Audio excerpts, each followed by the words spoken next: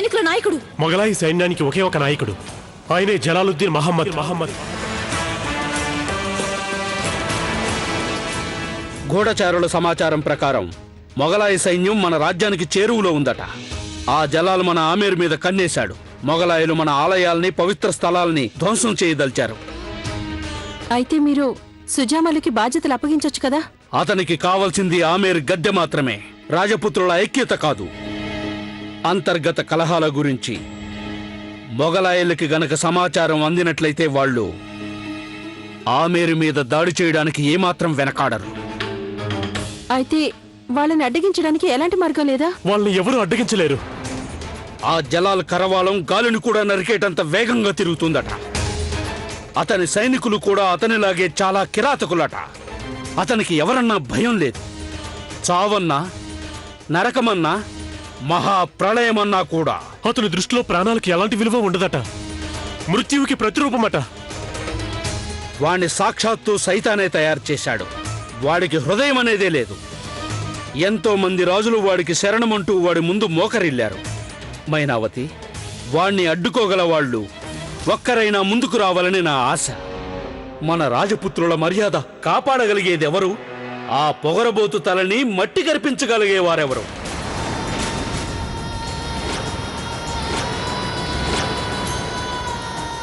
ఈ మట్టిలో పుట్టిన దాన్ని నేను ఈ మట్టి మీద ప్రమాణం చేస్తున్నాను. దేవీమాత నీ నగలను దోచుకున్నవాడు ఎవడైనా సరే, ఎంతటి వాడైనా సరే, నేను వాడి తల నరికి తీసుకొస్తాను.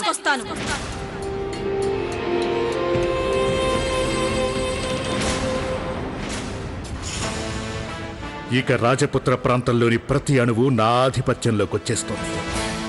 ఇక్కడి మట్టి కాని, బంగారం కాని, ఇక్కడి అందచందాలే కాని అన్నీ నాకే సొంతం కావాలి. నాకు ఆ రాజపుత్రుల సర్వస్వం కావాలి ఖాన్ బాబా. ఇన్షా అల్లాహ్, నీదే, సర్వం నీదే అవుతుంది. ఇంతవరకు అందరూ రాజపుత్రుల అతిథి సత్కారాలే చూశారు, కానీ శౌర్యం తెలియదు. మొత్తం హిందూ దేశాన్నంతటినీ కబళించాలనుకుంటున్న ఆ జలాలుద్దీన్ ఇక్కడ రాజపుత్రుల రాజ్యంలో ఓడిపోక తప్పదు. ఒక ఆడదానివై ఉండి ఎలా పోరాడతావు? ఎలా ఎదుర్కొంటావు వాణ్ణి? వాడి తల నరికి అమ్మవారి పాదాల దగ్గరకు ఎలా తెస్తావు? ఆడదంటే అందరూ అబ్బలనుకుంటారని నాకు తెలుసు, కానీ ఒక ఆడదాని సంకల్పం బలహీనమైంది కాదు. ఆ రాక్షసుడి తలని అమ్మవారి పాదాల ముందు ఉంచడం అంత తేలిక కాదని నాకు తెలుసు. కానీ నా ఈ ప్రమాణానికి అమ్మవారే నాకు తోడుగా నిలుస్తుంది. ఎందుకంటే ఆవిడ కూడా ఒక ఆడదేగా. చరిత్రని చూసినట్లయితే ఎప్పుడు ఆడవాళ్ళని అవమానం పాలు చేస్తారో అలాంటి వాళ్ళకి ఓటమి తప్పలేదు. వాడు కూడా ఓడిపోతాడు, నీచుడైన జలాలు కూడా. ఈ సమాచారం విన్నారా ఖాన్ బాబా? అమీర్ మమ్మల్ని రమ్మంటోంది.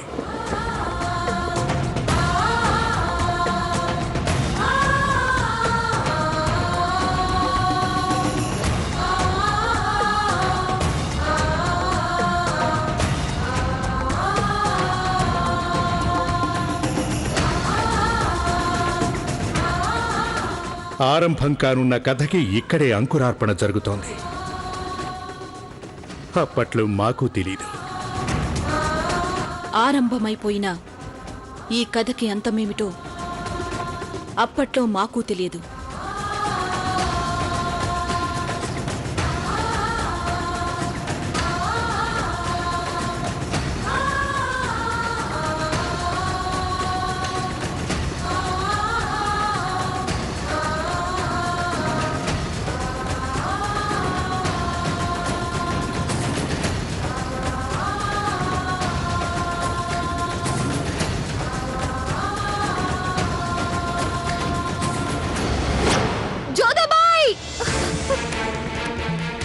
ఏమైంది? మోతీబాయ్ ఏమో. ఏమైంది మోతీబాయికి? మోతీబాయ్ మంటల్లో దూకేసింది. ఏంటి? మోతీబాయ్!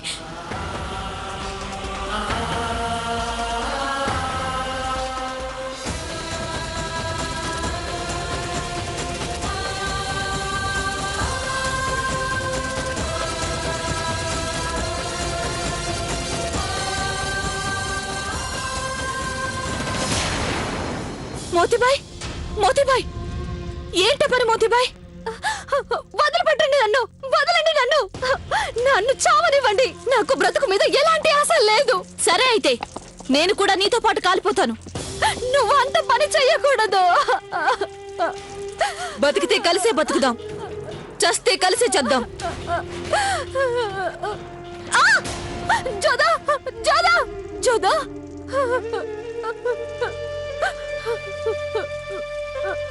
ఎందుకు ఎందుకు నువ్వు ఆ పని కొడగట్టావు? నువ్వు మంటల్లో దూకాల్సిన అవసరం ఏమొచ్చిందని? అది తప్ప ఇంకేం చేయగలను? ఆ పాపి నన్ను తాకాడు.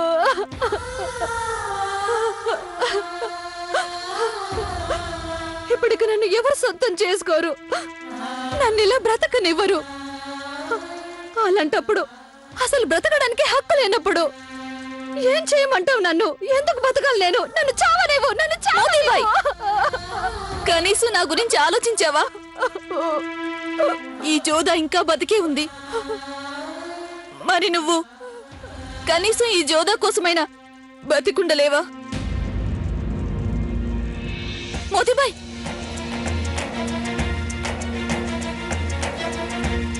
మోతిబాయ్, జాగ్రత్తగా.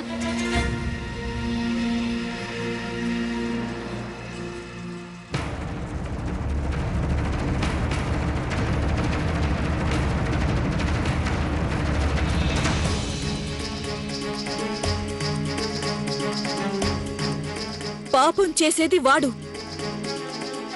దాని ఫలితం నీకా? ఇది న్యాయం కానే కాదు.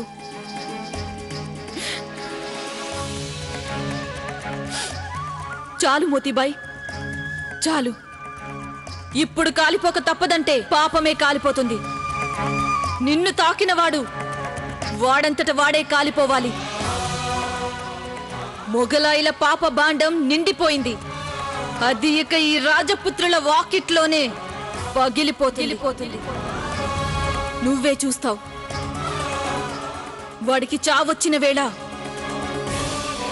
తల దాచుకోవడానికి అటు మట్టి గాని ఇటు మంట గాని ఉండబోదు.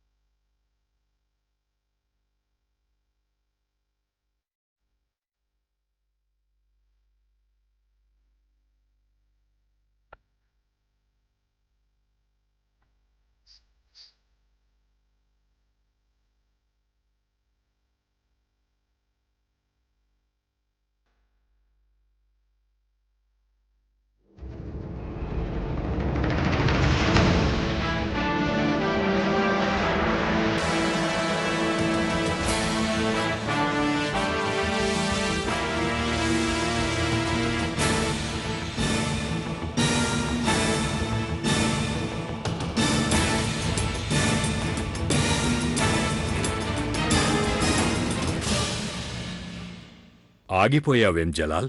ఎవరో మా పాదరక్షలు దొంగలించారు. పాదరక్షలు దొంగిలించారా? పోనీలే, మంచిదేలే. ప్రాణాల మీదకొచ్చింది అదేదో పాదరక్షలతోనే వదిలిపోయింది. పాదరక్షలతో పాటు ఆపదలన్నీ పోయాయనంటారు. ఆపదను కొని తెచ్చుకున్నది దోచుకున్న వాళ్ళే. ఎవరైనా మమ్మల్ని అడగకుండా మా వస్తువులు తీసుకోవటం మాకు నచ్చదు. అది మా ప్రాణమైనా సరే, లేక పాదరక్షలైనా. ఎవరో మా జోళ్లను తమ కాళ్లకు వేసుకున్నారు అంటే అదేమంత చిన్న విషయం కాదు. నిస్సందేహంగా. కానీ ఇంత పెద్ద జనసముద్రంలో ఆ నేరస్తుణ్ణి నువ్వు ఎలా వెతికి పట్టుకోగలుగుతావు? తమరు నేర్పిన విద్య నిరుపయోగం కాకూడదుగా. ఈ ప్రాంతాన్ని దిగ్బంధించండి. మీరు మమ్మల్ని తరచూ అడిగేవాళ్లుగా ఖాన్ బాబా. మేం మా కాళ్ళకి అత్తరు ఎందుకు రాసుకునేవాళ్ళము అని. ఇవాళ ఆ అలవాటే మాకు ఉపయోగపడబోతోంది. ఎవరు మా పాదరక్షలు దొంగతనం చేశారో వాళ్ళ చేతులకైనా సువాసనుంటుంది, లేదా పాదాలకైనా.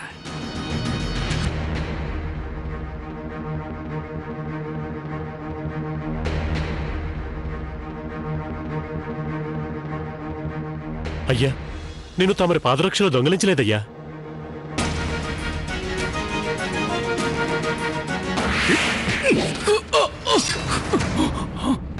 నాకంతటి ధైర్యమా? మీ పాదరక్షలు దొంగిలించే ధైర్యమా? నేను మీ పాదరక్షలు తీయలేదు. అదే నిజమైతే ఆ జోళ్ళు నీవే. అది అబద్ధమైతే నీ నాలుక మాది.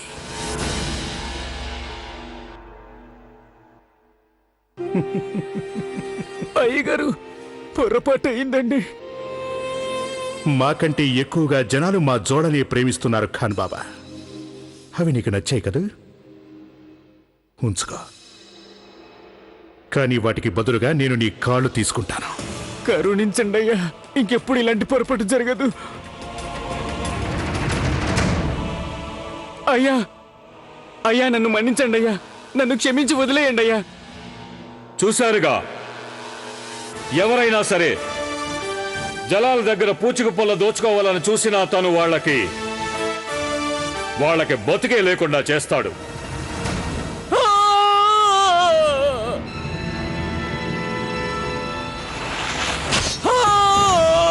ఇక వీడిని ఈ మసీదు ముందే కూర్చోబెట్టండి. ఇక నుంచి వచ్చే పోయే వాళ్ళ చెప్పులకు వీడు కాపలా కాస్తాడు. ఇవి కూడా నువ్వే ఉంచుకో.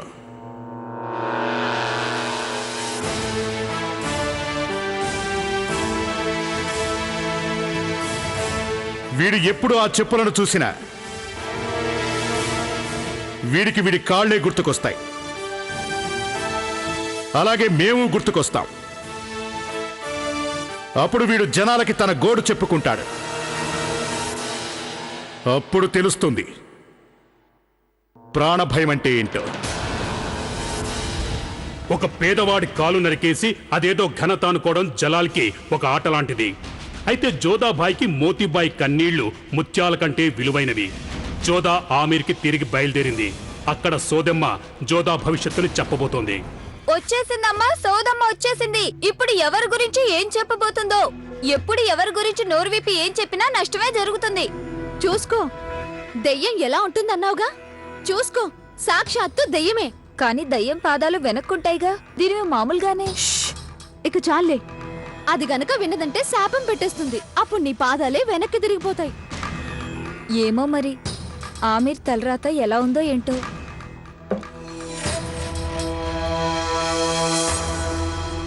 చూపుతోనే తెలుసుకుంటుంది. చూస్తే చాలు అంతా చెప్పేస్తుంది. రాగల భవిష్యత్తుని ఈ సోదెమ్మ గవ్వలతో చూసి చెప్పుతుంది. ఇదిగో కుర్రదానా, ఆ మాట సంగతి పక్కన పెట్టు. నీ సంగతి విను ముందు. నీ మొగుడు నీ దగ్గరికి రావట్లేదు కదో, ఇక వాడు ఎప్పటికీ రాడు. చంద్రుడు మబ్బుల్లో దాక్కుంటాడు. అమావాస్య ఇక నిరంతరం ఉంటుంది. వాడు వేరే దాన్ని చూసుకున్నాళ్లే.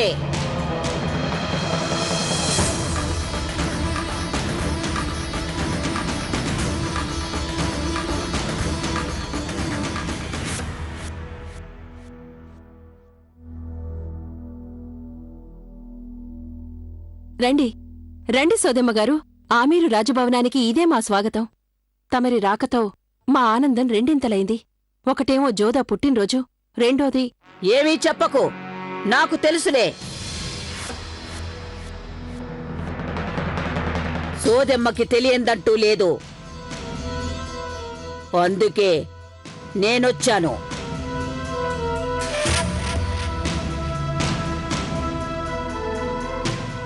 తమరి రాకతో మా గౌరవం మరింత పెరిగింది. నేను కూడా తమరికి మరింత గౌరవం ఇవ్వదలిచాను. మాతో పాటు రండి, దయచేయండి.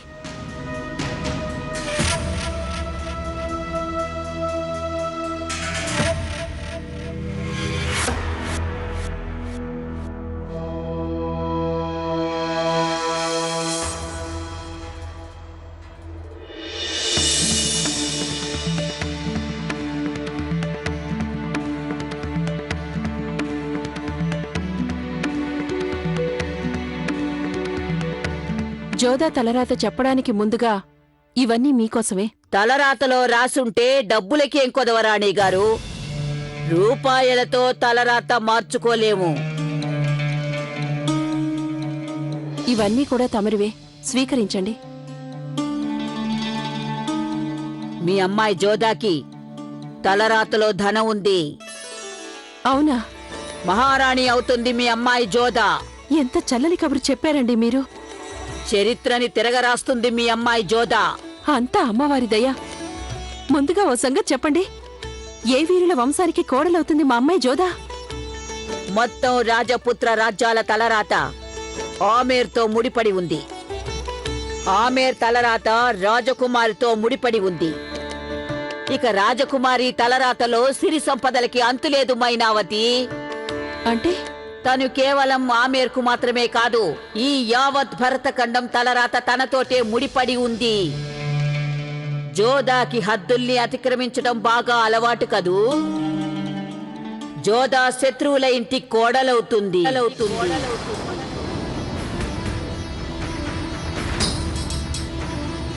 కాని మొత్తం రాజపుత్ర రాజ్యంలో ఆమేరుకి శత్రువులంటూ ఎవరూ లేరు. మరి ఈ రాజ్యాలకి వెలుపల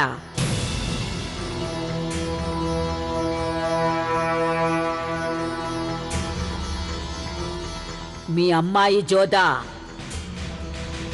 మొగలాయిల కోడలవుతుంది.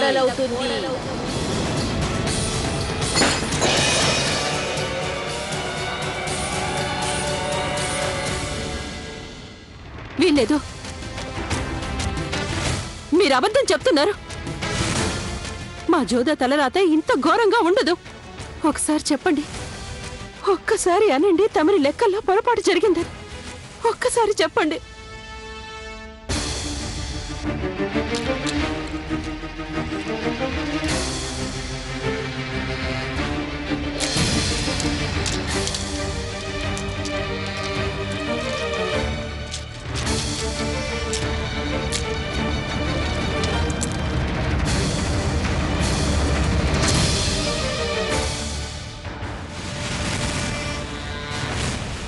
విధి నిర్ణయం ఎలా ఉన్నా అది ముందుగా అందుకు సూచనలు తెలియచేస్తుంది. మరికొద్దిసేపట్లో నువ్వు నీ కూతుర్ని చూసినప్పుడు తన నుదుట మట్టితో తిలకం దిద్దుకుని ఉంటుంది. జుట్టు చెదిరి ఉంటుంది. రక్తంతో తడిసిపోయిన మొహం, జారిపోయిన పైట చెంగు, అంటే విధి నేడు దాని మీద తన ముద్ర అలా వేసి ఉందన్నమాట. ఇవాళ మొదటిసారిగా అతని గురించి జోదాకి తెలుస్తుంది.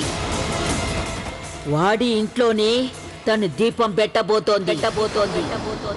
ఇదే విధి నిర్ణయం. విధి నిర్ణయం జరిగి తీరుతుంది.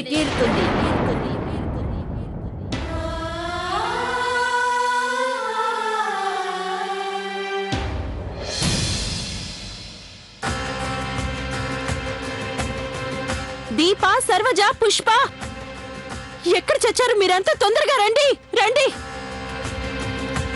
సోదమ్మ వెళ్ళిపోతుంది. ఆవిడ్ని గుమ్మం దాకా దిగపెట్టండి. తొందరగా వెళ్ళండి. ఈవిడ ఇవాల్టి సాయంత్రం జరిగే ఉత్సవానికి ఉండబోదు. మైనావతి, నేను తమరితో తర్వాత మాట్లాడుతానక్కయ్యా. ముందు వీడిని సాగనంపండి. పుష్ప, కళ్ళు మూసుకున్నంత మాత్రాన నువ్వు గుడ్డిదానివే అవుతావు. ఈ లోకం గుడ్డిదైపోదు మైనావతి. సోదమ్మని కాదన్నంత మాత్రాన తలరాత మారిపోదు. ఈ సోదమ్మ చెప్పిన మాటలు బాగా గుర్తు పెట్టుకో.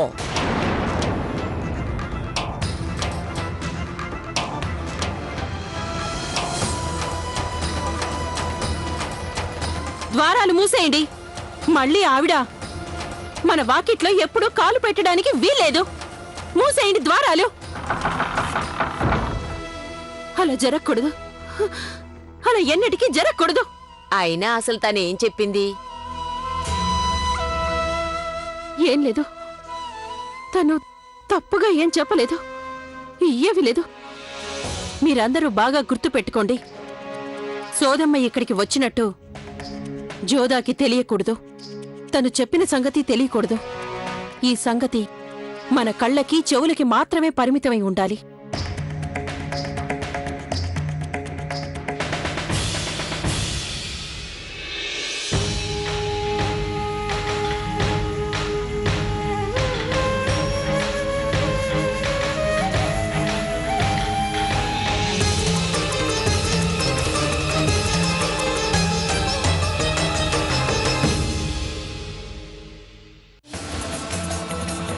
జోదాకి హద్దుల్ని అతిక్రమించడం బాగా అలవాటు. జోదా శత్రువులై గోడలౌది, మొగలాయిల గోడలౌది.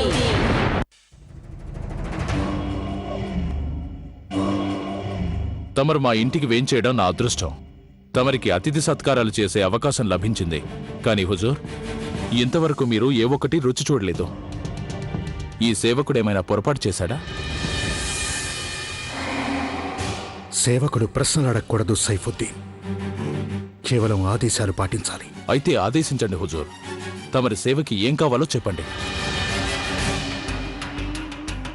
మా ఆకలి ఎప్పుడు విజయంతోనే తీరుతుంది. కానీ ఖాన్ బాబా తమరికి ఇష్టమైతే ఈ సైఫుద్దీన్ అతిథి సత్కారాలు తమరు స్వీకరించవచ్చు.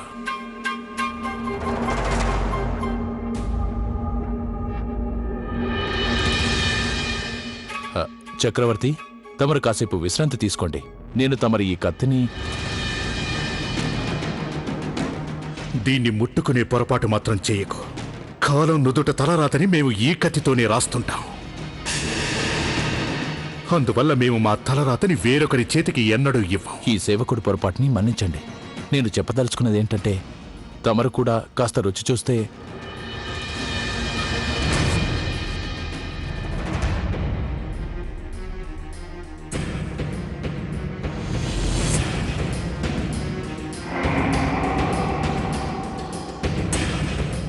ముందుగా నువ్వే రుచి చూడు.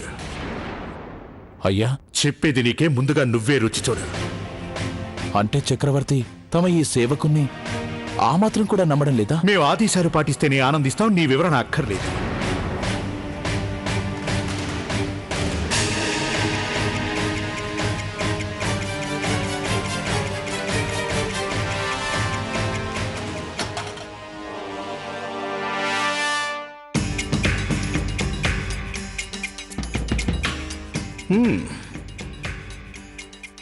నిజంగానే ఇది చాలా రుచిగా ఉంది. అయితే అది నీ గొంతు నుంచి లోపలికి దిగకపోతే నీ తల ఇప్పుడే నీ మొండె నుంచి వేరవుతుంది. కానీ ఈ సేవకుడి తల మీకే సొంతం హుజూర్. కొంచెం మీరు భవనంలోకి వేంచేస్తారా చక్రవర్తి? అక్కడ తమ విశ్రాంతికి అనువైన అన్ని ఏర్పాట్లు ఉన్నాయి. వదిలే, మేం భవనంలోకి అడుగు పెట్టాం. అలాగే మేము వచ్చిన సంగతి వేరే ఎవరికీ తెలియడానికి వీల్లేదు. తమరు చక్రవర్తి అయ్యుండి మేం చక్రవర్తులమే కాదు, వీరులం కూడా. ఒక వీరుడు తన శత్రువు అప్రమత్తమయ్యే అవకాశం ఎన్నడూ ఇవ్వడు. మేము ఇక్కడికి వచ్చేటప్పుడు అదే ఆలోచనతో వచ్చాం.